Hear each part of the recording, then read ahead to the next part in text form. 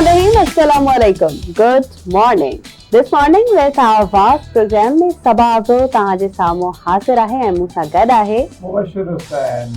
नई सुबुह सां गॾु हिकु दफ़ो ॿीहर असां हाज़िर आहियूं, नयूं उमीदूं खणी आया आहियूं, नवां जज़्बा पंहिंजे लाइ बि खणी आया आहियूं, तव्हांखे बि पैदा करण जी कोशिशि कंदासीं ऐं मूंसां गॾु प्रोग्राम जो बाक़ाइदा आगाज़ कंदासीं। बिल्कुलु बाक़ाइदा आगाज़ कंदासीं ऐं मूड ख़ुशगवार हुजे त ॾींहुं सुठो गुज़रंदो आहे ऐं इहा असांजी साइकी थी वई आहे त असांजो मूड सुठो हुजणु खपे।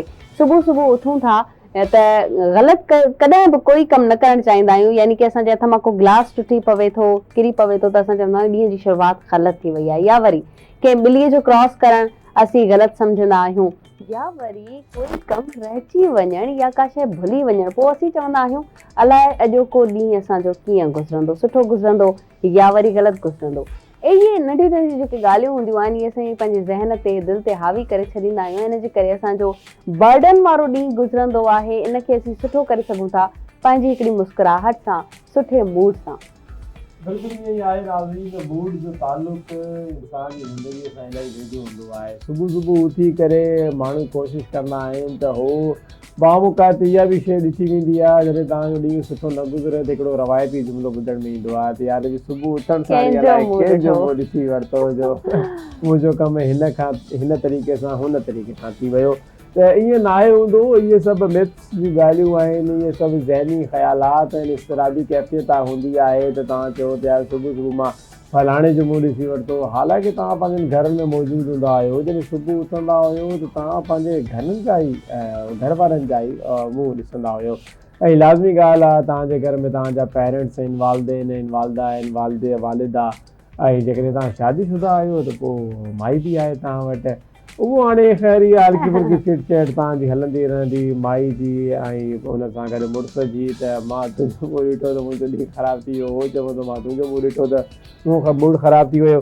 लेकिन हिकिड़ो जेको अंसर जंहिंजे मथां अॼु ॻाल्हाईंदासीं, रवायती तौर ते माण्हू जेके आहिनि उहे ज़्यादा हाणे नाराज़ थी था वञनि, इलाही जल्द। सही ॻाल्हि आहे। नंढी नंढी ॻाल्हियुनि ते नाराज़ थी था वञनि, ऑफेंड थी वेंदा आहिनि, का बि उन्हनि सां ॻाल्हि कजे थी त ॻाल्हि बर्दाश्त न कंदा आहिनि। इन जी वजह इहा आहे त अॼु जे ज़माने में एंज़ाइटी डिप्रेशन बि एतिरी वधी वई आहे, लेकिन इन सां गॾोगॾु माण्हू जल्दी नाराज़ थी करे पाण सां गॾु जेको मुआशिरो खणी हली रहिया हूंदा आहिनि उहो बि डिस्टर्ब थी वेंदो आहे। जेकॾहिं मिसाल जे तौर ते हींअर असीं प्रोग्राम करे रहिया आहियूं ऐं सभु कावड़जी वञे त लाज़मी ॻाल्हि आहे असांजे प्रोग्राम जो बि इन्वायरमेंट ख़राबु थी वेंदो, मां बि थोरो सहमजी वेंदुमि यार अलाए छा थी वियो आहे हिन खे कावड़जी वई आहे। हालांकि वाक़ई में ईअं आहे, थोरी थोरी ॻाल्हि ते कावड़जी वेंदी आहे। छा वजह आहे सभा इहा तव्हांजी? जेके मूंखे सुञाणींदा आहिनि उन्हनि खे ख़बर आहे त सभा कावड़ बि आहे ई न, अगरि कावड़ कंदी त पोइ वरी उहा पीक ते हूंदी आहे। ऐं इहा ॻाल्हि तव्हां बिल्कुलु सही कई। ऐं कल्ह ई मां हिकिड़ो कोट पढ़ां पई त हुन ते लिखियलु हुयो, ज़िंदगी में लोगों को साफ़ कहते कहते ज़िंदगी से लोग साफ़ होते जाते हैं। त अगरि असीं साफ़ साफ़ मुंहं ते चई था ॾियूं त वाक़ई ज़िंदगीअ मां माण्हुनि जो सफ़ायो पियो थींदो वञे ऐं इहो सच चवण जी आदत या वरी कावड़ करण जी आदत आहे। नाज़रीन, असीं हमेशह इहो ई चवंदा आहियूं त पाण खे कूल एंड काम रखो ऐं पाण खे रिलैक्स रखो। ज़िंदगी में मामला मसला हमेशह हर कंहिं सां आहिनि ऐं इहा ई ज़िंदगीअ जी अहमियत सम्झाईंदा आहिनि, इहा ई ज़िंदगीअ जी असर सुञाणप आहे त असीं इन्हनि मामलनि ऐं मसइलनि मां कीअं निकिरूं था, न की पाण खे कावड़ में ॾेखारे। जीअं असीं रोज़े जी हालत में चवंदा आहियूं त कावड़ अची वेंदी आहे, चिड़चिड़ोपन थी वेंदो आहे, ईअं छो थिए? रोज़ो असीं पंहिंजे लाइ, असां पंहिंजे अलाह लाइ रखूं था, असीं किथे एहसान नथा कयूं। ईअं ई अगरि असीं हिन ईद जी ॻाल्हि था वठूं त जानवरनि जी कुर्बानी आहे, जानवर वठी था अचूं त असांजे जानवर खे कोई तंग न करे उन ते असीं ॿारनि खे धड़का ॾींदा आहियूं, असीं हेॾो मुहांगो जानवर वठी आया आहियूं, हीअं ई कयो आहे, असीं बार बार जताईंदा आहियूं।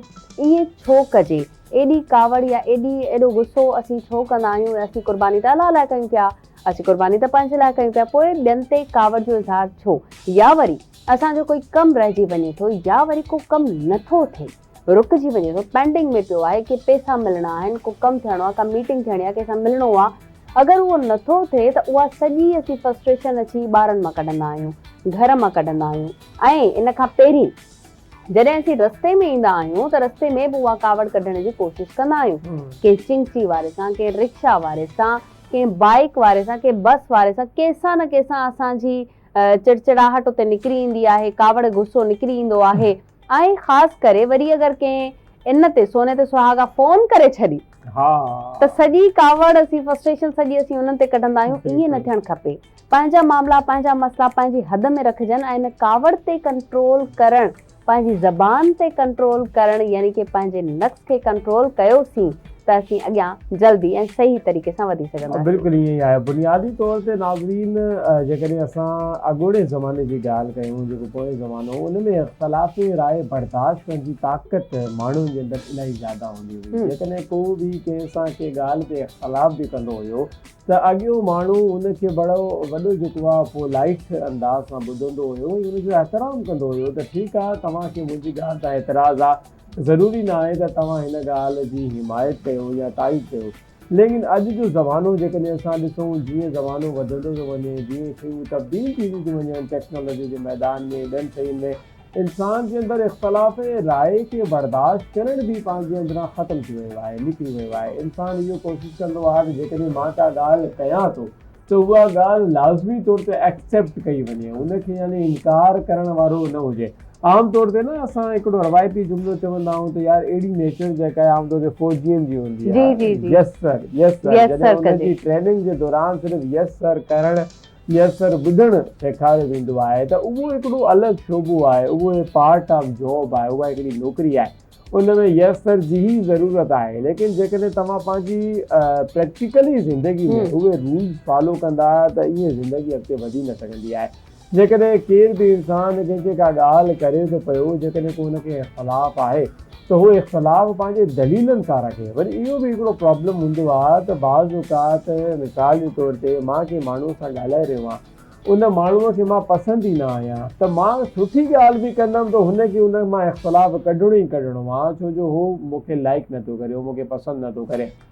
त इहा बि हिकिड़ी वॾी प्रॉब्लम जी ॻाल्हि हूंदी आहे त इख़्तिलाफ़ राय त रखिजे, लेकिन दलीलुनि सां रखिजे। यानी कि जेकॾहिं तव्हांखे को माण्हू पसंदि न बि आहे, लेकिन उहो का सुठी ॻाल्हि करे रहियो आहे त तव्हांखे उन ॻाल्हि खे पिक करणु घुरिजे, तव्हांखे उहा ॻाल्हि सम्झणु घुरिजे त यार हा, हिन जेका इहा ॻाल्हि कई आहे उहा इलाही बहितर कई आहे। ऐं अॻूणे ज़माने में बर्दाश्त जा जेके जिगर आहिनि उहे वॾा हूंदा, अॼुकल्ह जे ज़माने में इलाही घटि थी विया आहिनि। वरी सोने ते सुहागा वारी जेका ॻाल्हि आहे उहा आहे त सोशल मीडिया बि हिन में पंहिंजो किरदारु अदा करे रही आहे। यानी तव्हां ॾिसो, जेकॾहिं को माण्हू पोस्ट लॻाईंदो आहे त पहिरियां जहिड़ो थींदो आहे कॉमेंट्स में, हाणे सोशल मीडिया जी ॻाल्हि आहे त उहा सोशल मीडिया जी हद ताईं रहे।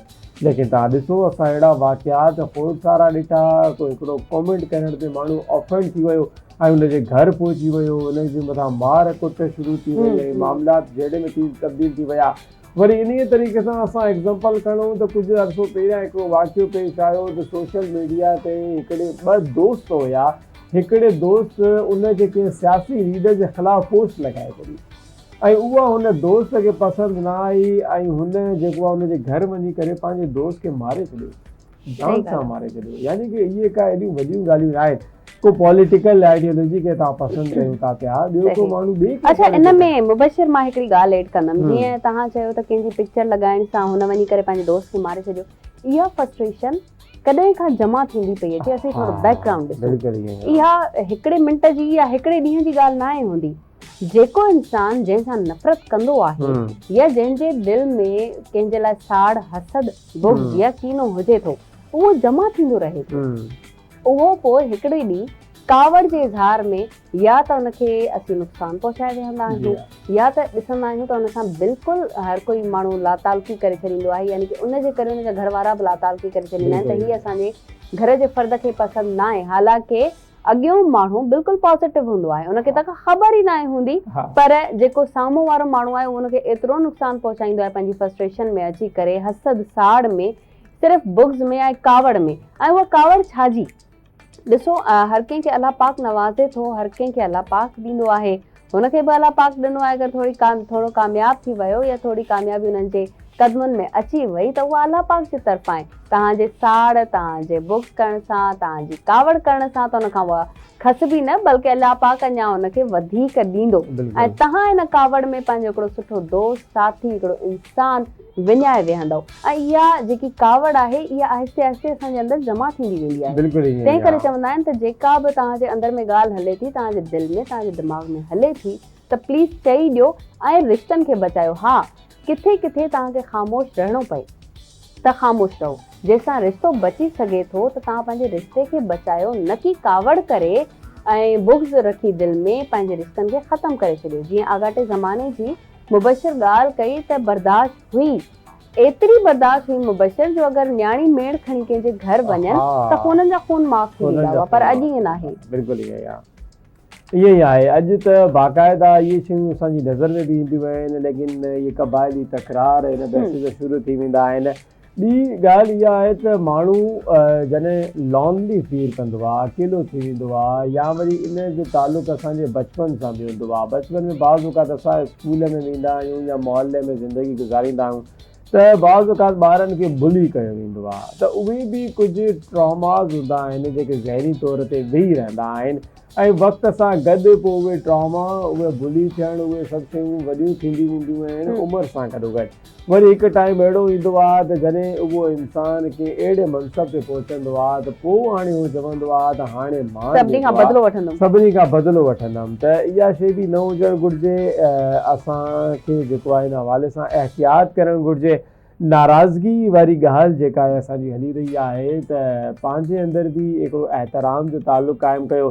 कंहिं ॻाल्हि खां इख़्तिलाफ़ आहे त मुनासिब अंदाज़ मां अदबन प्यार सां इख़्तिलाफ़ राय साम्हूं पेश कयो, लेकिन कावड़ जो इज़हार करे मुंहुं फट थी वञणु इहो कंहिं मसइले जो हल नाहे थी वेंदो। लाज़मी ॻाल्हि आहे तव्हांखे अॻियनि जे बि एहसासनि जो, जज़्बातनि जो ख़्यालु रखिणो पवंदो आहे। ॻाल्हियुनि जो सिलसिलो जारी रहंदो। इन खां पहिरियां जो ॿियो केरु अची करे असां सां कावड़ में ॻाल्हि करे, असां ब्रेक वठंदासीं। ब्रेक खां पोइ हाज़िर थियूं पिया।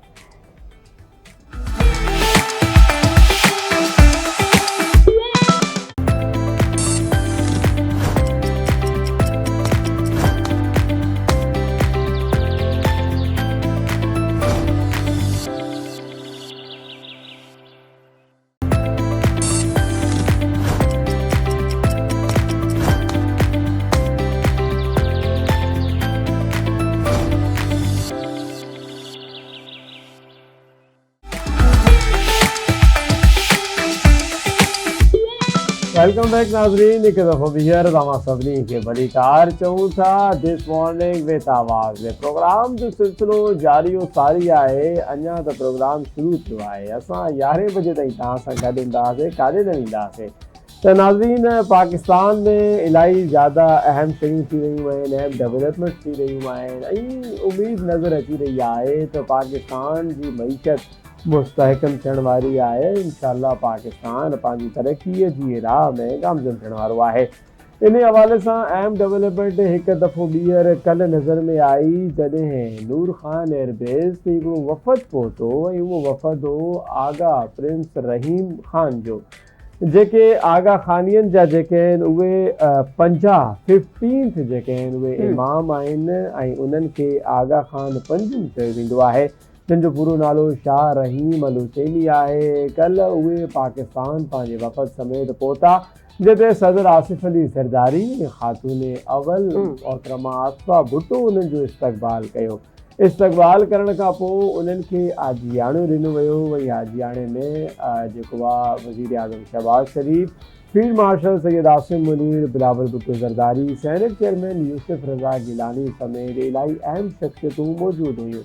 असां जेकॾहिं प्रिंस आगा रहीम ख़ान जी ॻाल्हि कयूं त पाकिस्तान जे अंदरि उन्हनि जूं उन पूरी कम्यूनिटी जूं इलाही वॾी ख़िदमात आहिनि, चाहे उहो सिहत जो खातो हुजे, चाहे उहो तालीम जो खातो हुजे, चाहे उहो रोज़गार जो खातो हुजे।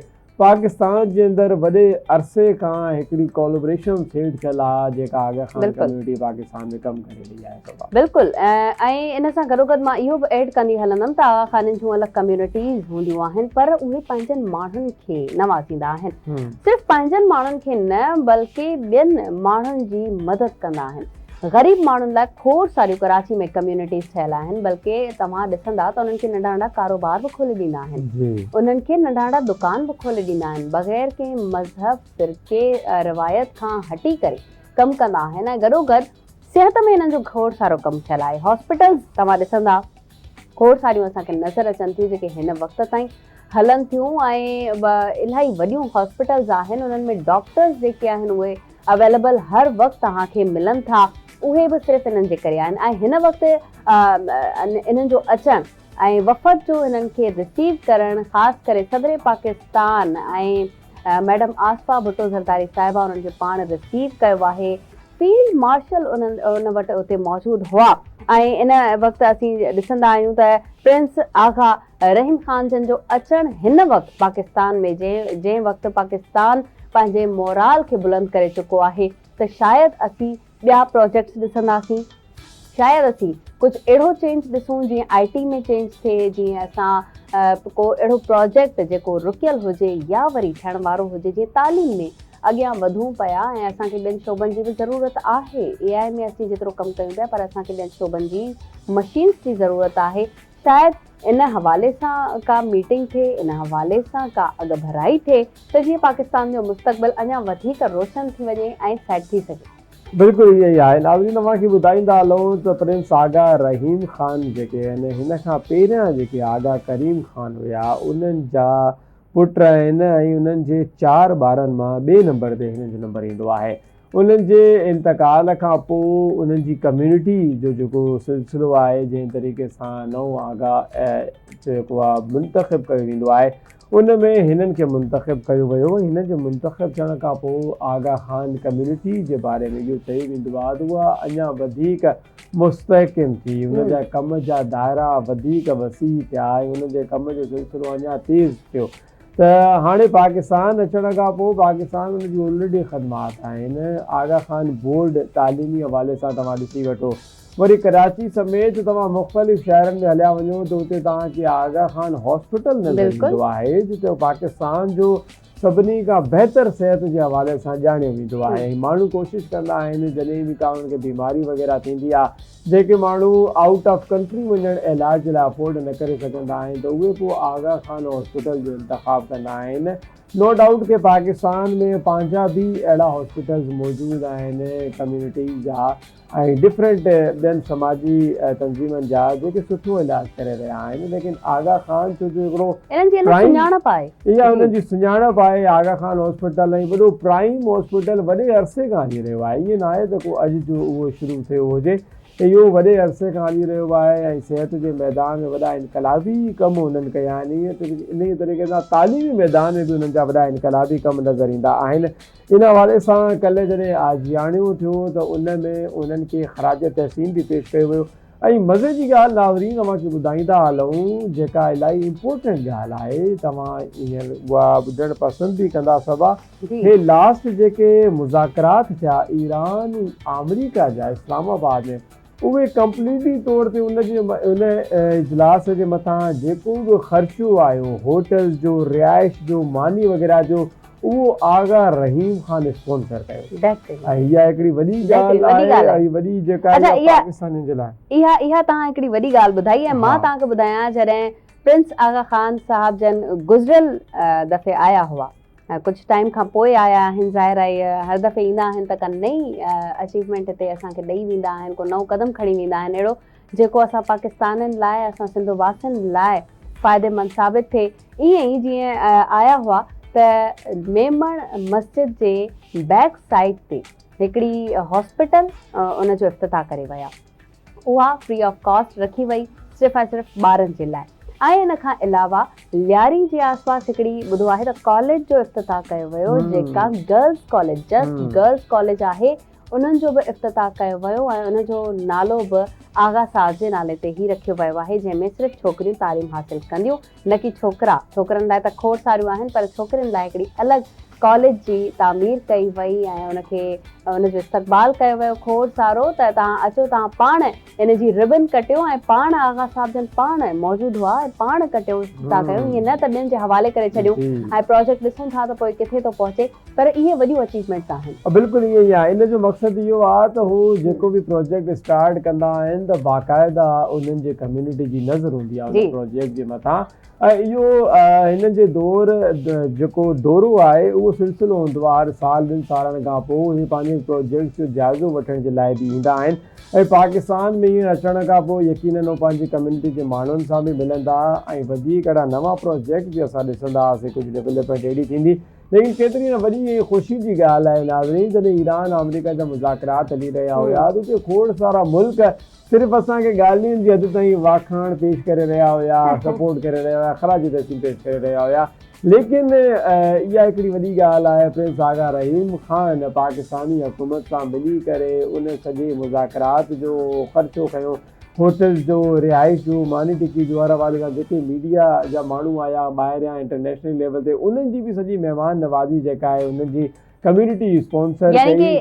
यानी कि इहो बि क्रेडिट असांजे पाकिस्ताननि ॾे वञे पियो प्रिंस आगा रहीम ख़ान जे करे। हा बिल्कुलु ईअं ई आहे, बिल्कुलु पाकिस्तान त पाकिस्तान आहे, महिमान नवाज़ी में हूअ बि फेमस आहियूं, महिमान नवाज़ी में हूअ बि असां फेमस आहियूं। इन हवाले सां ऐं हाणे असां ॾिसंदासीं त वधीक कहिड़ा अहम प्रोजेक्ट्स जो बुनियादु रखियो थो वञे, कहिड़ी पीढ़ जा पथर रखिया था वञनि ऐं बाक़ाइदा नवां प्रोजेक्ट शुरू था थियनि। यकीनन तव्हां कॾहिं न कॾहिं किथे न किथे इन्हनि जी सर्विसिस खां फ़ाइदो खयो हूंदो, या त तालीम खाते में खयो हूंदो, या सिहत खाते में खयो हूंदो, या रोज़गार स्कीम जे हवाले सां खयो हूंदो। वरी उन्हनि जा आम रूरल एरियाज़ में बि ॻोठ ठहिण, घर ठाहिण जा बि प्रोजेक्ट हलंदा रहिया आहिनि ऐं उहे बाक़ाइदा ठाराए बि ॾींदा आहिनि। त यानी कि सिर्फ़ु पंहिंजी कम्यूनिटी न बल्कि केर बि हलियो वञे, चाहे उहो कंहिं बि फ़िरक़े जो हुजे, कंहिं बि मज़हब जो हुजे, हिननि जी कम्यूनिटी जी हिकिड़ी इहा ख़ासि ॻाल्हि आहे त हू उनखे वापसि ख़ाली न मोटाईंदा आहिनि, उन्हनि जी हेल्प कंदा आहिनि, उन्हनि जे बारे में जेको आहे फ़िक्रमंद हूंदा आहिनि। इहो बुनियादी तौर ते उहो पैगाम आहे जेको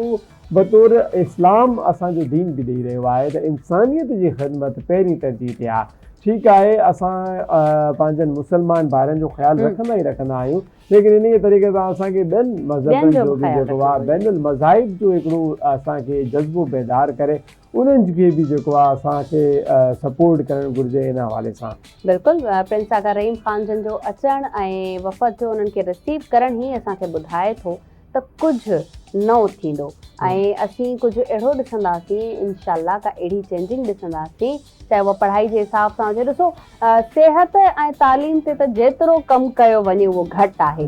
हुकूमत बि करे थी, पाकिस्तान गवर्नमेंट बि करे थी, सिंध गवर्नमेंट बि करे थी, NGOs बि लॻियूं पियूं आहिनि, आम माण्हू पंहिंजे तरफ़ां बि करे थो, घिटी घिटी में स्कूल्स ऐं हॉस्पिटल्स आहिनि, पर पोइ बि अञा खोट लॻंदी आहे, हिकिड़ी कमी लॻंदी आहे। सिंध गवर्नमेंट केॾो न सुठो कमु कयो आहे, असां वटि केॾा वॾा वॾा हॉस्पिटल्स फ्री ऑफ कॉस्ट आहिनि जेके पाकिस्तान में किथे बि न आहिनि, सिर्फ़ु सिंध में आहिनि, पर पोइ बि ईअं कम जी अञा खोट लॻंदी आहे। शायदि प्रिंस आगा रहीम ख़ान जन जे अचण सां इहा खोट पूरी थी वञे।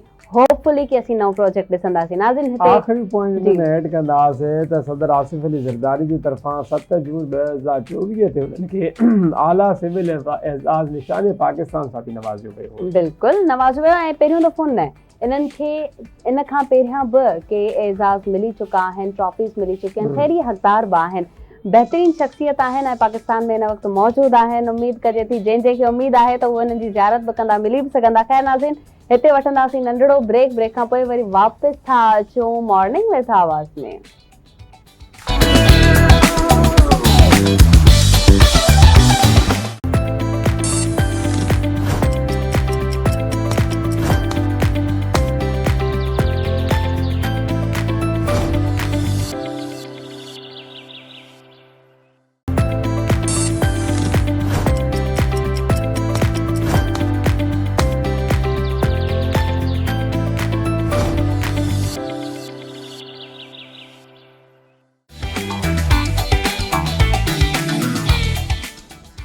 Welcome back in morning with आवाज़। नाज़रीन, जीअं असीं ज़िक्र कयोसीं त कुझु थियणु वञे पियो पाकिस्तान में, तरक़ी जूं जेके मंज़िलूं आहिनि उहो पाकिस्तान जल्दी जल्दी तय कंदो वञे पियो। इंशाअल्लाह ईअं ई थिए।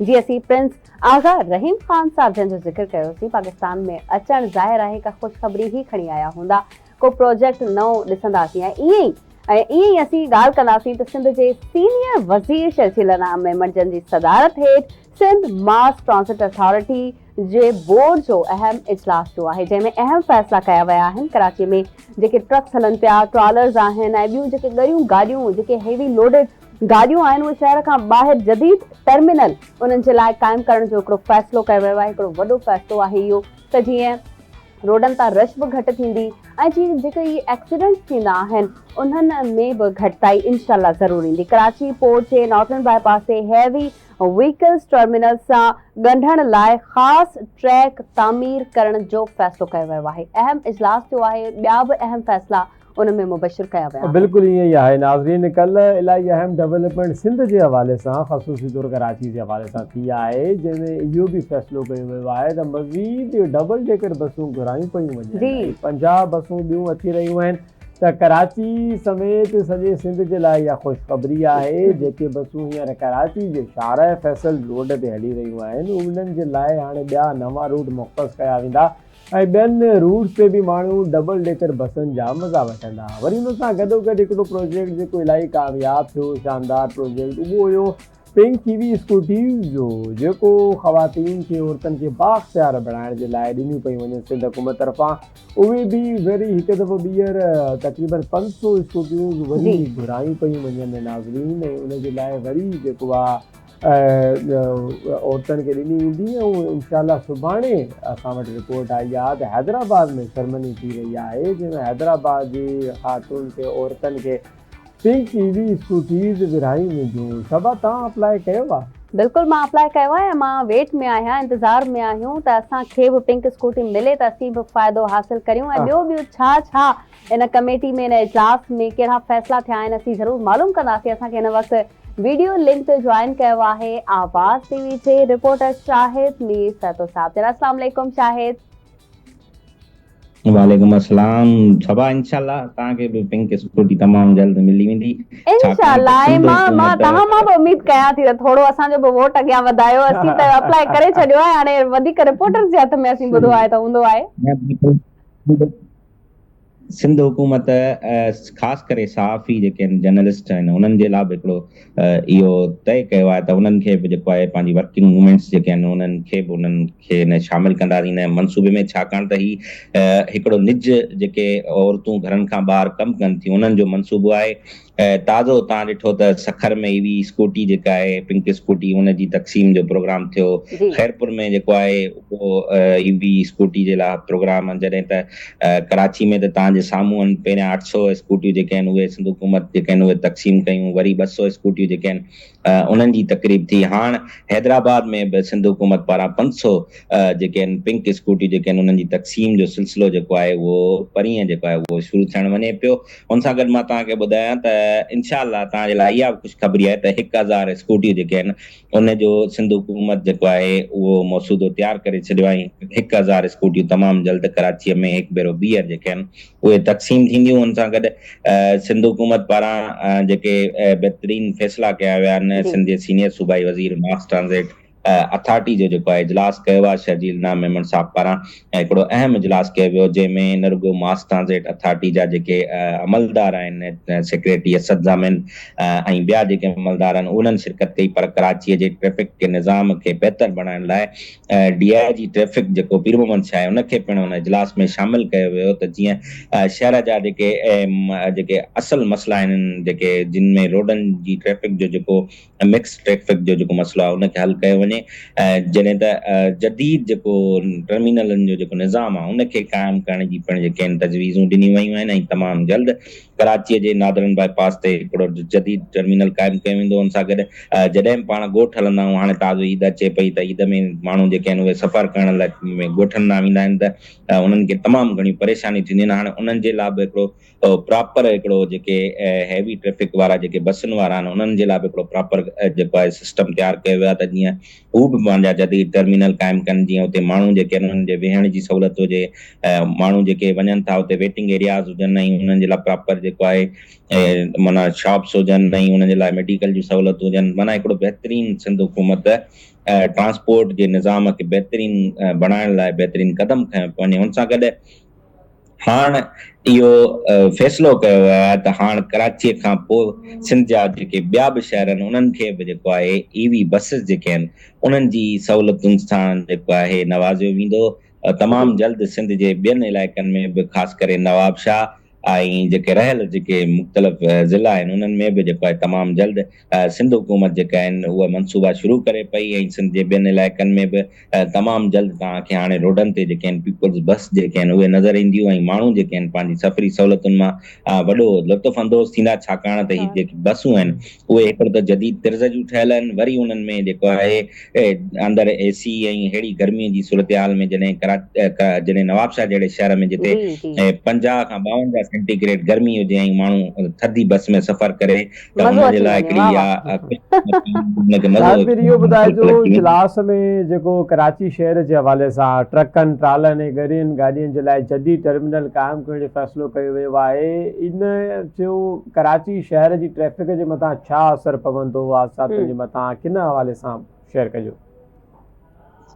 जी बिल्कुलु तव्हां ॾिठो आहे लास्ट टाइम काफ़ी अरसो तव्हां ॾिठो हूंदो त असां वटि जेके हैवी ट्रैफ़िक आहे कराची में उन ते कंट्रोल करणु वॾो मुश्किल हूंदो आहे ऐं उहे जेके आहिनि पंहिंजे माना एक्स्ट्रा टाइमिंग ते जेको आहे न रोडनि ते नज़र ईंदा आहिनि पाण खे जॾहिं पाण सुबुह जो घरनि मां निकिरूं था ज़ाहिरी ऑफिसुनि ते वञण जे लाइ काफ़ी माना माण्हुनि खे मुश्किलातूं महसूसु थियनि त उन्हनि खे हींअर कंट्रोल करण लाइ सिंध हुकूमत इहो फ़ैसिलो कयो आहे त ख़ासि करे उहे गाॾियूं जेके कमर्शियल व्हीकल्स आहिनि जेके पोर्ट खां निकिरनि थियूं जिन में मुख़्तलिफ़ शयूं लोड थी ऐं मुल्क जे मुख़्तलिफ़ हिसनि ॾांहुं वञनि थियूं उन सां गॾु डंपर्स आहिनि ट्रालर्स आहिनि ऐं खोड़ सारियूं कमर्शियल गाॾियूं जेके कराची में हलनि थियूं जेके मुख़्तलिफ़ ग्रोसरी जो सामान खणनि थियूं त उन्हनि खे कंट्रोल करण लाइ उन्हनि जे लाइ हिकिड़ो जदीद टर्मिनल्स क़ाइमु कया पिया वञनि सिंध हुकूमत इहो पर्सनल हिकिड़ो फ़ैसिलो वरितो आहे इन में कंहिंजी का इंट्रस्ट या हुनजो को शामिल न आहे छाजे करे त वफ़ाक़ पारां मुख़्तलिफ़ हुननि ते टूल्स त क़ाइमु कयल आहिनि पर उन्हनि रोडनि जी बहितरी लाइ या उनखे बहितर बणाइण लाइ के बि क़दम न पिया खयां वञनि पर सिंध हुकूमत इन मामले ते संजीदा आहे ताज़ो गुज़िरियल ॾींहुं सिंध हुकूमत पारां जेको सीनियर सूबाई वज़ीर शर्जील नामे पारां हिकिड़ो बहितरीनु इजलास कयो वियो जंहिंमें DIG ट्रैफ़िक खे घुराए ऐं उनखे पिणु जेको आहे हुन में शामिलु कयो वियो ऐं मुख़्तलिफ़ जेके मास ट्रांज़िट अथॉरिटी जा नुमाइंदा आहिनि उन्हनि खे शामिलु कयो वियो न रुॻो उहे पर बैनल जेको अक़वामी माण्हू जेके आहिनि जेके इन्हनि शयुनि जा माहिर आहिनि जेके मुख़्तलिफ़ मुल्कनि में इन सॼे निज़ामनि खे ॾिसंदा आहिनि उन्हनि खे बि उन में शामिलु कयो वियो त जीअं हू जेको कराची जो ख़ासि करे कराची जो तव्हां बि ज़ाहिर घरनि जी ॾांहुं वेंदा जी हूंदो त राति जो केतिरी ट्रैफ़िक हूंदी आहे पाण तमामु वटि घणी ऐं एॾी ट्रैफ़िक हूंदी आहे जो माण्हू तमामु परेशान थिए थो हिकिड़े ॾींहं जे ट्रिप में जॾहिं माण्हू किथे फासी वेंदो आहे त कलाकनि जा शाहिद कलाक साहब ट्रैफिक जी त अलॻि ॻाल्हि आहे पर जेके एक्सीडेंट्स थियनि पिया हैवी ट्रैफिक जे करे उहे त केतिरा एक्सीडेंट थियनि पिया पूरे कराची में अगरि असीं ॾिसूं त रीसेंट त तमामु वॾा एक्सीडेंट जी थिया ऐं तमामु घणा माण्हू जेके आहिनि उन में मुतासिर थिया तमामु ख़ानदान जेके आहिनि उहे जेके आहिनि उन में मुतासिर थिया ऐं हैवी ट्रैफ़िक जे करे ई इहे सभु मामला थियनि पिया हाणे सिंध हुकूमत इहो फ़ैसिलो कयो आहे त उन्हनि सभिनी खे कंट्रोल कंदासीं उन्हनि जे लाइ हिकिड़ा जदीद टर्मिनल्स क़ाइमु कंदासीं उन्हनि जा जेके वक़्त क़ाइमु थियल आहिनि उन्हनि वक़्तनि ते उन्हनि गाॾियुनि खे उते छॾियो वेंदो त जीअं जेके शहरी आहिनि उहे परेशानियुनि खां बची सघनि न रुॻो पर कराचीअ में पर जेके ॿिया जेके शहर आहिनि ख़ासि करे जेके वॾा शहर हैदराबाद जी जी कराची सखर इन्हनि शहरनि में बि इन्हनि शयुनि जी जेको आहे हिकिड़ी टाइमिंग रखी वेंदी हुन सां गॾु नेशनल हाईवे त असां वटि आहिनि पर उन्हनि ते बि जेका ट्रैफ़िक हले थी उन ते पिणु जेको आहे सिंध हुकूमत पंहिंजी मोटरवेज़ पुलिस जेका आहे तव्हांखे ख़बर आहे त बहितरीन ताज़ो सिंध हुकूमत मोटरवे पुलिस पंहिंजी इहो ठाही इहो जेका इहो तव्हां नओं उते इंकिशाफ कयो आहे त मोटरवे पुलिस ऐं सिंध हुकूमत जी मोटरवे पुलिस इहो कीअं थियो आहे इहो थोरो सिलसिलो ॿुधायो ऐं किथे कमु कंदी कहिड़े रोडनि ते हाईवेज़ ते मुख़्तलिफ़ हादसा थियनि पिया या मुख़्तलिफ़ जेके वारदातूं थियनि पियूं उन्हनि ते कंट्रोल करण लाइ सिंध हुकूमत कराची जे काठोड़ बाईपास खां वठी कश्मीर ताईं मुख़्तलिफ़ मोटरवे पुलिस जेके आहिनि उन्हनि जी पेट्रोलिंग जो सिलसिलो क़ाइमु कयो आहे इहो सिलसिलो जेको आहे सिंध हुकूमत काफ़ी अरसे खां कंदी अचे पई ऐं ट्रैफ़िक जे ख़ासि करे ट्रांसपोर्ट जो जेको निज़ाम आहे उनखे बहितर बणाइण लाइ सिंध जे सीनियर सूबाई वज़ीर शर्जील मेमण जी सदारत हेठि अहिड़े क़िस्म जा इजलास जेके आहिनि उहे थींदा रहनि पिया मुख़्तलिफ़ वक़्तनि ते थियनि पिया ऐं उन्हनि ते अमल दरामद थींदे नज़र अचे पियो तव्हां ॾिसो तव्हांजे कराची में हिन वक़्तु EV बसिस जेके आहिनि उहे हलनि पियूं उहे मुख़्तलिफ़ रंगनि ऐं मुख़्तलिफ़ हिसनि में हलनि पियूं उहे माण्हुनि खे नज़र अचनि पियूं माण्हू उन्हनि में सफ़र कनि पिया माण्हुनि जी सहूलियत आहे भले पोइ उहा तव्हां ॾिसंदा हूंदव त EV जेका वाइट बस आहे उहा बि तव्हां ॾिठी हूंदी EV ग्रीन बस तव्हां ॾिठी हूंदी ग्रीन पिंक एनर्जी ते जेका आहे हले थी जी हुन सां गॾु रेड आहे तव्हां जी पिंक बस डेढ़ बस ॾिठी हूंदी ऐं कराची में तमामु जल्द येलो लाइन जेका आहे उहा स्टार्ट थी वेंदी। ज़ाहिर आहे हुनजो हिकिड़ो कमु आहे उहो हले पियो ऐं रेल लाइन BRT बि शायद ते मीर सिंध हुकूमत एतिरा कमु करे पई। मनसूबा हलन पिया, शुरू में भी तव्हां ॻाल्हि ॿोल कई सभा जहिड़ी छोकिरियुनि जे लाइ पिंक स्कूटियूं ॾिजनि थियूं पियूं, पोइ असां काॾे वञूं को असां लाइ नीरी पीरी कारी का स्कूटी वग़ैरह को मूंखे ख़बर हुई त मुबशर भाई इहो ई सवाल ईंदो। पाइप लाइन में आहे को अहिड़ो मनसूबो या न? जी बिल्कुलु, सिंध हुकूमत इन सभिनी शयुनि ते कमु करे पई, ख़ासि करे जेको ग्रीन एनर्जी वारो मनसूबो आहे न उन ते कमु करे पई। मुबशर भाउ, सिंध हुकूमत इहो हाणे तय करे छॾियो आहे त असांखे जेको आहे अगरि तरक़ीअ ॾांहुं जे वधणो आहे त असांखे अहिड़े क़िस्म जा जेके मनसूबा आहिनि उहे इख़्तियार करणा पवंदा। छाकाणि त अगरि तव्हां वटि तव्हांजी पंहिंजी मोटरसाइकिल या गाॾी हूंदी त तव्हांखे अंदाज़ हूंदो तव्हां घणे जो पेट्रोल विझराए हिते पहुता हूंदो। त ज़ाहिर आहे इन्हनि सभिनी शयुनि खे ॾिसी करे सिंध हुकूमत जेको आहे अहिड़े क़िस्म जा मनसूबा स्टार्ट करे पई। औरतुनि खे इन करे बाख़्तियार बणाए पियो वञे त जीअं इहो महसूसु कयो वञे, इहो माना बावर करायो वञे त जेके सिंध जूं औरतूं आहिनि उहे महिनत कश औरतूं आहिनि ऐं इहो हिकिड़ो पैगाम बि आहे। ऐं इहा हिकिड़ी शहीद राणी मोहतरमा बेनज़ीर भुट्टो खे जेको आहे हिकिड़ी ख़िराज अक़ीदत पेश करण जो बि हिकिड़ो सिलसिलो आहे। छाकाणि त हुन पहिरीं ख़ातून वज़ीर आज़म जो जेको किरदारु निभायो उहा बि सिंध जी औरत हुई, त उन सिंध जी औरतुनि खे बाइख़्तियार बणाइण लाइ सिंध हुकूमत अहिड़े क़िस्म जा क़दम खणे पई। हाणे इंशाअल्लाह इहो तवक़ करे सघिजे थी त ज़ाहिर आहे अहिड़े क़िस्म जा अगरि मनसूबा स्टार्ट थिया त न रुॻो औरतुनि लाइ पर मर्दनि लाइ बि अहिड़े क़िस्म जूं जेके आहिनि सहूलियतूं हूंदियूं। जॾहिं औरतूं बाइख़्तियार हूंदियूं त मर्द पाण बाइख़्तियार। बिल्कुलु ठीकु आहे शाहिद वॾी महिरबानी, तव्हां असांखे टाइम ॾिनो ऐं इजलास जा तफ़सील ॿुधाया। इन हवाले सां अहम डेवलपमेंट नाज़रीन थी आहे। शाहिद मीर असां सां गॾु मौजूदु हुया, अहम रिपोर्ट तव्हां ताईं पहुचाईसीं। अच्छा मुबशर, तव्हां लाइ जल्दी ख़ुशख़बरी अचण वारी आहे। हा, अलाह करे ईअं थिए जो पेट्रोल विझराए सभा मुंहिंजी त हालत पूरी थी वई आहे यार। पगार वधारे भला मुंहिंजी कोई। चलो ॾिसूं था, ब्रेक था वठूं। ठीकु आहे नाज़रीन, असीं साई पटी करे वरी आदत कयूं था।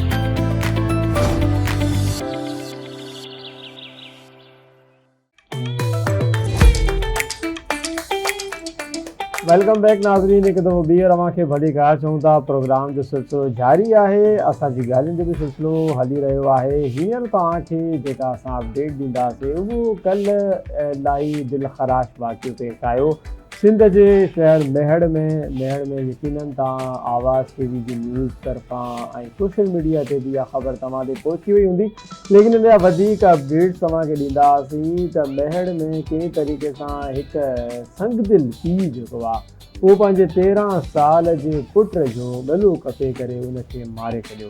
ऐं इलाही दिलि ख़राश वाक़ियो पेश आयो आहे। जॾहिं असां वटि इहा रिपोर्ट पहुची त यकीनन असांजा बि दिलि अंदरूनी तौर ते हिली विया ऐं बाक़ाइदा हर इंसान जा हिली वञनि था जेको इंसानियत जो दर्द रखे थो, जेको ॿियनि जो दर्द महसूसु करे थो। मेड़ में वाक़ियो पेश आयो आहे, हिकु संगदिल पीउ जेको आहे उन पंहिंजे पुट खे मस्जिद जे अंदरि कुही करे क़तल कयो आहे। इहा इलाही वॾी हिकिड़ी अलार्मिंग सिचुएशन आहे, अफ़सोसनाक ॻाल्हि आहे। ऐं छा मुबशर तव्हांखे ख़बर आहे त पहिरियां इन ई पीउ संगदिल पीउ 3 पुटनि खे क़तल करण जी कोशिशि कई आहे, जंहिंमां 2 पुट फरार थियण में कामयाबु थी विया, भॼी विया। पर हीउ जेको 13 सालनि जो नींगर आहे इनखे पीउ पंहिंजे हथनि सां ई गलो कपे क़तल करे छॾियो, उनखां पोइ फरार थी वियो। जॾहिं ख़बर पई इनजे लाश जी या इनखे मारण जी त पोइ जंहिं दुकान ते ही नींगर कमु कंदो हो उनजो मालिक बि अची पहुतो ऐं इनखे ॾिसी करे लुड़क लाड़े वेठो। छो त जेको बि दिलि रखंदड़ आहे तव्हांजी चवाणी त उनखे अफ़सोस ज़रूरु थींदो जो पीउ जहिड़ो रिश्तो या माउ जहिड़ो रिश्तो असीं उन्हनि ते बि एतबार न कयूं त आख़िर कंहिंखे कयूं। बिल्कुलु ईअं ई आहे नाज़रीन, वालदेन जो रिश्तो अहिड़ो हूंदो आहे जेको यकीनन उनजो ॿियो को मोल ई न आहे ऐं उहो के नेमत खां घटि न आहे। लेकिन जॾहिं अहिड़ा वाक़ियात असांजे साम्हूं ईंदा आहिनि त हिकु दफ़ो दिलि बाक़ाइदा दहिलजी वेंदो आहे ऐं अहिड़े रिश्तनि जे मथां माण्हू जो एतमाद बि उथणु जेको आहे उथी वेंदो आहे। लेकिन ख़ैर असांखे अहिड़नि वाक़िअनि सां गॾोगॾु उहे सुठा मामलात बि ज़हन में रखणु घुरिजनि जेके वालिदेन पंहिंजी औलाद जे लाइ सॼी ज़िंदगी क़ुर्बान करे छॾींदा आहिनि, पंहिंजे पाण खे क़ुर्बान करे छॾींदा आहिनि पंहिंजनि ॿारनि जे लाइ, उनजे मुस्तक़बिल जे लाइ। इन तरीक़े सां असां हिन वाक़े जा वधीक तफ़सील ॼाणींदासीं। मेड़ मां असांखे जॉइन कयो आहे असांजे रिपोर्टर साथी जेके हमेशह असांखे बहितर अंदाज़ में सभिनी खां पहिरियां ख़बरूं आवाज़ टीवी ते ब्रेक कंदा आहिनि, पहुचाईंदा आहिनि। ज़हीर अब्बास पवन साहब असां सां गॾु मौजूदु आहिनि। ज़हीर अब्बास साहब ॿुधाइजो हे टोटल वाक़ियो कीअं पेश आयो, छा मामिलो थियो आहे, हींअर मेहड़ में छा सूरत हाल आहे? जी बिल्कुलु मुबशर, जीअं अवां चयो त हिन वाक़े सॼी सिंध जी जेको आहे सो दिलि ॾुखाए छॾी आहे त हीउ वाक़ियो मेहड़ जे बी सेक्शन थाणे जे हद ॻोठ उमेदरो जो रहवासी जेको राज़को कमु कंदड़ आहे अब्दुल रज़ाक मेमण, जेको जुनूनी ऐं नफ़्सियाती मरीज़नि जीअं कल्ह मेहड़ में जेको आहे सो पंहिंजे पुट मासूम पुट खे गिचीअ खां जेको आहे सो छुरियुनि जा वार करे, तेज़धार छुरियुनि जा वार करे क़तल करे छॾियो आहे। जीअं त मां ॿुधाईंदो हलां त हीउ मासूम बालक मेहड़ में पीपी काउंसलर मोहम्मद अयूब शेख जे खीर जी भट्टी ते कमु कंदड़ पोरियत बालक मोहम्मद अली खे संदसि वालिद अब्दुल रज़ाक मेहड़ खां ॻोठ उमेदरो में वठी आयो ऐं घर जे ई वेझो मस्जिद में वठी वञी तेज़ धार जेका छुरी आहे उन सां ॻिची कपे छॾी, जेको तड़पंदो रहियो ऐं वाक़े वारे हंध ते ई फ़ौत थी वियो। ऐं वॾे ॾुख जहिड़ी ॻाल्हि इहा आहे त संदसि रिश्तेदारनि ॿुधायो आहे त वाक़े वारे हंध खां मक़तूल जे बालक मामे सरफराज़ मेमण ऐं चाचे ख़ालिद ऐं आसिफ़ मेमण ऐं ॾाॾी मसमात नज़ीर ऐं नानी मसमात गुलज़ार मेमण ॿुधायो त वहशी जवाबदार अब्दुल रज़ाक घर में अची पाण ई ॿुधायो त मूं मस्जिद में पंहिंजे पुट खे क़तल कयो आहे। ॿिए पुट खे बि उन्हनि जे अॻियां ज़ोरी खणण जी कोशिशि करे रहियो हुयो। संदसि अमड़ ऐं ॿियनि औरतुनि इलाइक़े वासियुनि जी रड़ियुनि ते गॾु थियण बाद जवाबदार उन बालक जे अॻियां छुरी फिटी करे भॼण जी कोशिशि कई। ठीक, ज़हीर अब्बास साहब इहो ॿुधायो त हिन वाक़े समूरे वाक़े में पुलिस किथे आहे, पुलिस कहिड़ी कार्रवाई कई आहे, या वरी कोई हिते आला अमलदार पहुतो आहे, या वरी हिन शख़्स खां पुछा कई वई आहे त आख़िर तो अहिड़ो कदम छो खयों? जी बिल्कुलु सबा, जीअं ही वाक़ियो सोशल मीडिया ते वायरल थियो ऐं आवाज़ टीवी तुर्त ई हिन वाक़े जी जीअं ख़बर कराई, उन खां पोइ SSP दादू, कैप्टन रिटायर सदाम हुसैन ख़ासि केली ऐं मेहड़ तक जे MPA अॻूणे सूबाई वज़ीर फयाज़ अली बुट जे नोटिस वठण बाद SHO B सेक्शन तोड़े पुलिस जा जेके ॿिया अटाला आहिनि उहे जवाबदार खे ॻोल्हण जे लाइ SHO B सेक्शन महताब खावड़ जी अॻुवाणी में मुख़्तलिफ़ जायुनि ते छापा हणी खेरपुर नातन शाह तरफ़ भॼी वेंदड़ जवाबदार अब्दुल रज़ाक खे गिरफ़्तार करे वरितो ऐं गिरफ़्तार करण खां पोइ जेको आहे सो हुनखे खुफ़िया जॻह ते बि रखियो वियो आहे। ऐं जीअं ई हुनजी गिरफ़्तारी जो इतला थियो ऐं नंढड़े जी तदफ़ीन थी त उनजी वालदा जी फरियाद ते B सेक्शन थाणे ते केस दाख़िल कयो वियो आहे। ठीकु आहे, इहो ॿुधाइजो केस में जेका FIR दाख़िल कई वई आहे ज़हीर अब्बास, हुन में छा ॼाणायो वियो आहे, उन औरत पारां कहिड़ा इंकशाफ कया विया आहिनि, छो जो यकीनन हुन पंहिंजी ज़िंदगी गुज़ारी हूंदी हिन वहशी दरिंदे सां ऐं 3 ॿार हुअण जे बावजूदि ज़हनी तौर ते एतिरो मतिलबु ज़हनी तौर ते डिस्टर्ब थियणु सम्झ खां ॿाहिरि आहे। FIR में वधीक छा ॼाणायो वियो आहे? हाँ जी मुबशर, तव्हां जीअं अवां चयो त हीअ जुनूनी क़िस्म सां औरतुनि जी जेका ज़िंदगी गुज़ारणी जेका आहे सा उहा अज़ाब बणियल हुई।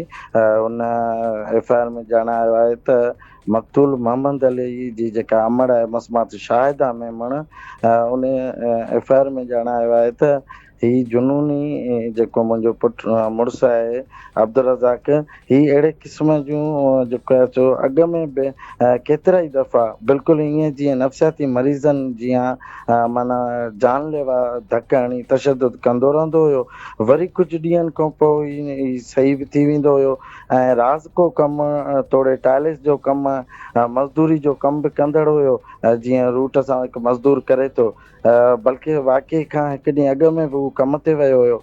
पर संदसि घरवारी जेको फ़रियाद में ॼाणायो आहे त संदसि मुड़ुसु अहिड़े क़िस्म जूं धमकियूं घर में ॾींदो रहंदो हुयो त मां ॿी शादी कंदुसि, मां ख़ुशि न आहियां, मां या त ॿी शादी कंदुसि, जे ॿी शादी न कयमि त पोइ सभिनी खे क़तल कंदुसि। ठीकु आहे, वॾी महिरबानी ज़हीर अब्बास, अवां असांखे टाइम ॾिनो ऐं असांजे प्रोग्राम में असांजे नाज़रीन खे तमामु तफ़सीलात सां आगाह कयो। नाज़रीन में ॾिसी रहिया आहियो ॿी शादी जूं धमकियूं ॿार ॾींदो रहियो हो ऐं उन खां पोइ इहे बि धमकियूं ॾींदो रहियो हो त मां पंहिंजे टिनी ॿारनि खे मारींदुमि ऐं बिलाख़िर उन पंहिंजे हिकिड़े ॿार खे जेको आहे मारे छॾियो। उन वेशी दरींदे इन बाबति अञा बि ॻाल्हि ॿोल्हि थी सघे। उमेदु आहे त पुलिस भरपूर कार्रवाई कंदे इन केस खे मंतकी अंजाम ते पहुचाईंदी। सभा बिल्कुलु मंतकी अंजाम ताईं पहुचाइण बि घुरिजे। नाज़रीन हिते वक़्तु थियो आहे नंढड़ो ब्रेक था वठूं ऐं वरी पोइ वापसि छा मॉर्निंग विथ आवाज़ में।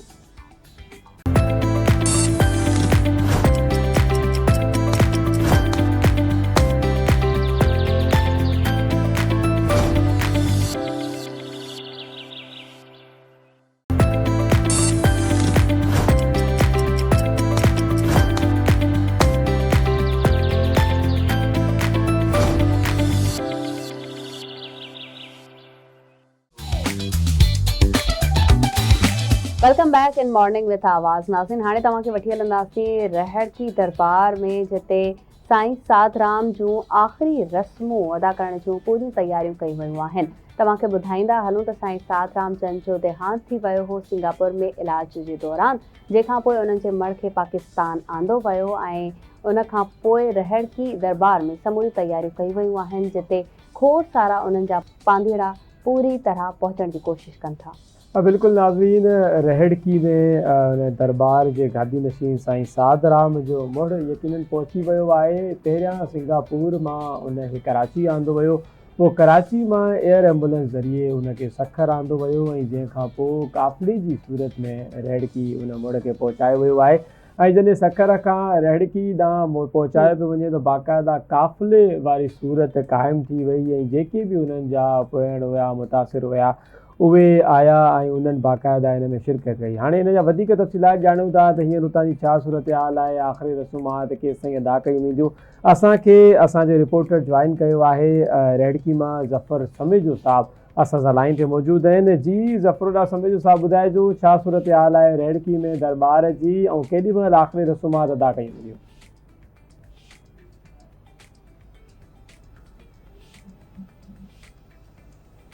जी ज़फ़र साहब, तव्हां ॾे असांजो आवाज़ पहुचे पियो?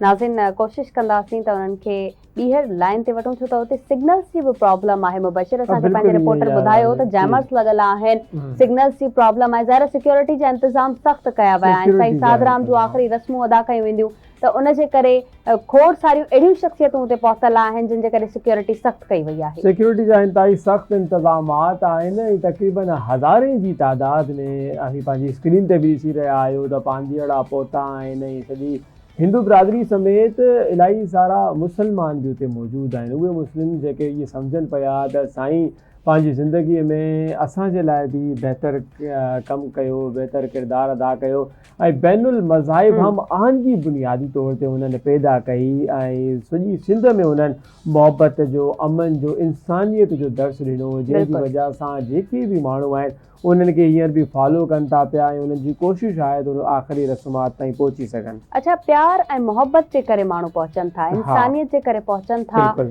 इन्हनि जो आख़िरी दीदार करण लाइ कुंड कुर्छ खां सिंध मां न सिर्फ़ु पूरे पाकिस्तान मां या पाकिस्तान खां ॿाहिरां बि माण्हू पहुतल आहिनि सिर्फ़ु इन्हनि जी मोहबत जे करे। छो त अहिड़ा हीरोज़, अहिड़ा रोल मॉडल्स हर शइ खां मथां थी करे कमु कंदा आहिनि सिर्फ़ु ऐं सिर्फ़ु इंसानियत लाइ। ऐं इन जे करे ई खोड़ सारनि मज़हबनि ऐं फ़िरक़नि जा माण्हू बि हिननि जे लाइ खोड़ सारियूं दुआऊं कनि था ऐं मां पाण हिकिड़ी पोस्ट पढ़ी मौलाना अब्बास कुमी साहब जन जी, जेको शिया उलमा काउंसिल जा मेंबर आहिनि ऐं सुठा स्कॉलर आहिनि, उन्हनि बि अफ़सोस जो इज़हार कयो आहे। इन खां अलावा केतिरनि ई मुस्लमान भाइरनि भेनरुनि हिननि जे लाइ पोस्ट कई आहे, दुआ कई आहे, हिन जे लाइ दुआगू आहिनि ऐं साईं साधराम जन जे लाइ, छो त हिननि मज़हब फ़िरके वारियत खां हटी करे इंसानियत लाइ कमु कयो। बिल्कुलु ईअं ई आहे नाज़रीन, इंसानियत जी ख़िदमत हूअ ई वॾी ख़िदमत हूंदी आहे ऐं हूअ बि कंहिं बि इंसान जे वञण खां पोइ ख़बर पवंदी आहे, यानी कि उन जो जेको मुड़ आहे इहो फ़ैसिलो करे ॿुधाईंदो आहे त हिन माण्हू पंहिंजी ज़िंदगीअ में केतिरा कारनामा सर अंजाम ॾिना ऐं केतिरा बहितर कमु कया। जेकॾहिं आख़िरी रसूमात में हज़ारे लखे माण्हू पहुचंदा आहिनि, इहा हिन ॻाल्हि जी दलील हूंदी आहे त जेको माण्हू हिन दुनिया मां लाॾाणो करे रहियो आहे उन पंहिंजी ज़िंदगी मुकमल तौर ते शफ़ाफ़ साफ़ तरीक़े सां गुज़ारी, ख़िदमत में गुज़ारी, इंसानियत ऐं मुहबत में गुज़ारी। इन करे असांखे उन जी ज़िंदगीअ मां इहो दर्स वठी करे पंहिंजे मथां बि इहो इम्प्लीमेंट करणु घुरिजे त मुहबत खां सवाइ, इंसानियत जे दर्स खां सवाइ ॿियो को बि दर्स न आहे। जेकॾहिं तव्हीं पंहिंजे पाण खे अमर करणु चाहियो था ऐं सम्झो पिया त असांजी ज़ात जेका आहे उहा अमर थी वञे, त पंहिंजी ज़िंदगीअ खे ॿियनि जे लाइ गुज़ारणु सिखो। जीअं साईं साधराम साहिब जेके आहिनि उन्हनि पंहिंजी ज़िंदगी ॿियनि माण्हुनि जे लाइ गुज़ारी, मुहबत जो दर्स ॾिनो ऐं प्यार जो दर्स ॾिनो ऐं वॾे अरसे ताईं रैड़की में जेका दरबार मौजूदु आहे उतां जा गादी नशीन रहिया ऐं जेको बि हुते माण्हू ईंदो हुयो त उहो मुहबतूं वठी करे वापसि वेंदो हुयो। इहा उनजी हिकिड़ी लेगेसी आहे ऐं असीं उमेद कंदासीं जेके अचण वारा गादी नशीन आहिनि उहे बि हिन लेगेसी खे कंटिन्यू करे हलंदा ऐं उन्हनि पंहिंजी ज़िंदगी में जेको बि पैगाम ॾिनो सॼी हिंदू बिरादरी उनखे एडॉप्ट करे हिन पैगाम खे अॻिते वधाईंदी। ऐं इन्हनि जे पुटनि खे ज़ाहिर आहे गदी नशीन कयो वेंदो, ज़ाहिर आहे हिननि जो हिकिड़ो ई पुटु आहे, हिकिड़ो ई फर्ज़ंद आहे, उन्हनि खे गदी नशीन कयो वेंदो ऐं उन्हनि जे मथां इहे समूरियूं ज़िमेदारियूं रखियूं वेंदियूं त तव्हां ख़ल्क़े ख़िदमत कीअं था कयो। ख़ल्क़ जी ख़िदमत करणी आहे, जेको साईं साधराम जन जो पैगाम हो, फ़लसफ़ो हो, उनखे ई अॻियां खणी करे उन्हनि जो पुटु बाक़ाइदा सां हलंदो ऐं असांखे उमेद बि आहे त इहा रैड़की दरबार ईअं ई क़ाइमु रहंदी ऐं खोड़ सारा जेके अक़ीदतमंद आहिनि उहे ख़ाली न वेंदा, ख़ाली न मोटाइबा। सो नाज़रीन, हिन वक़्तु असीं पंहिंजे वाइंड अप ॾांहुं बि वेंदासीं ऐं कुझु देरि में रस्मूं अदा कयूं वेंदियूं। साईं साधराम जन जो जेको मढ़ आहे उन्हनि जे देहांत जे हवाले सां उहे रस्मूं समूरियूं अदा कयूं वेंदियूं। सिक्योरिटी सख़्तु आहे ऐं आख़िरी मोकिलाणी आहे उन्हनि जी असां खां हिन दुनिया मां ऐं ख़ैर असांखे बि वञिणो आहे, असांजो टाइम पूरो थी चुको आहे। ईअं ई आहे नाज़रीन, ऑफिशियली टाइम त हुननि जो 10 बजे जो आख़िरी रस्मात अदा करण जो, लेकिन माण्हू एतिरा ज़्यादा आहिनि इन करे इहो सिलसिलो अॻिते डिले थी वियो आहे ऐं इंशाल्लाह जल्दी हुननि जो आख़िरी रस्मात अदा कयूं वेंदियूं। इलाही जज़्बाती मनाज़िर हुते नज़र अची रहिया आहिनि। असांखे असां पंहिंजे प्रोग्राम जो सिलसिलो बि हिते इख़्तिताम कंदासीं, छो जो सुभाणे वरी नवनि उनवान नवनि मौज़ूअनि सां गॾु असांखे तव्हांजी ख़िदमत में दुबारा हाज़िर थियणो आहे। त तेसिताईं मुबशिर हुसैन ऐं सबा अबड़ो खे ॾियो इजाज़त। सिंध सलामत, सलामत।